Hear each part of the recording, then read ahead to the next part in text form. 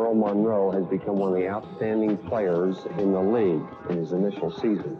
He dribbled with the ball as if it was a yo-yo. You can't teach what Earl Monroe did. Earl was born with that dip in his hip, that glide in his stride. I'll go right. Now, when it comes to OG this season, we've seen him in a few favorable spots. And I would say it was starting in Philly, where he clearly had a mismatch. So he was the primary offensive option for the Knicks.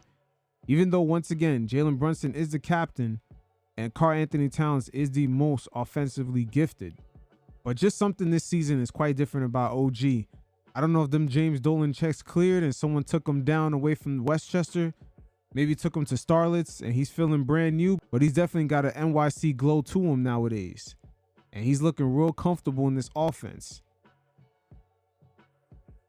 Right here on this closeout, look at Kyle Lowry. He just leaves him in the dust.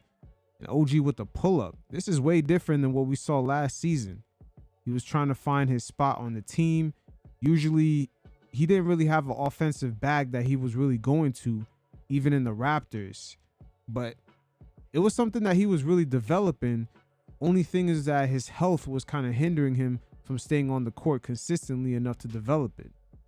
Philly this season just being so top heavy, outside of Paul George, Maxey, and Embiid, they kind of have a bunch of minimum salary players and a few two-ways and rookie contract guys.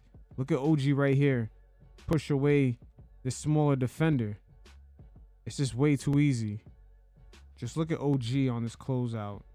Look at the rim protection. This is the beauty of having Towns this season. Embiid used to give us a lot of issues down low. Nowadays, we're just so spread out. They're completely compromising the 76ers rim protection. Knicks in transition. Look at OG fully takes advantage of Tyrese. Not even a contest. Knicks right here in transition. OG quickly draws a mismatch on McConnell. And it's just too easy. Man, OG got so comfortable. He almost looks like Mikal Bridges right here.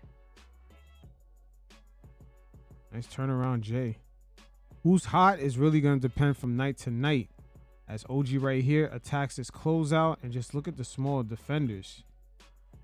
He just kind of gets over on everybody. OG right here showing great awareness. Look who's the low man. Tyrese. Might as well attack the hoop.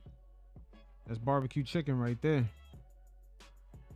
So right here we're seeing the beauty of the Knicks spread offense. Look at the paint. Dame is the low man. And right here, Taurean Prince on OG, he's going to take full advantage. Man, too small. But just going back to the Philly matchup, where OG really had his probably best mismatch out of all the games the Knicks played this season with Kyle Lowry. I mean, Philly, even with Tyrese Maxey making his way back, they're going to have issues. But Paul George right here, he's able to bail out Lowry at the last second. OG's not able to capitalize. But the 76ers, just to start off this season, they're not even putting Paul George on Mikal. Podcast P has just been regulated to guarding non-shooters. The mismatches OG had created offense for others, as right here, the slow-footed Frenchman gets blown by and options open up. Deuce is open, Towns is open. But Deuce completely goes on the loose right here. Easy offense. And Philadelphia this season, there's just too many mismatches all around. As right here, Paul George, he's originally guarding OG. Now you have Kyle Lowry on Josh Hart, which he's too small. So now PG has to double. So you see Philly's defense, they're very compromised. Now things are going to open up. Look at OG on the corner. Wide open too.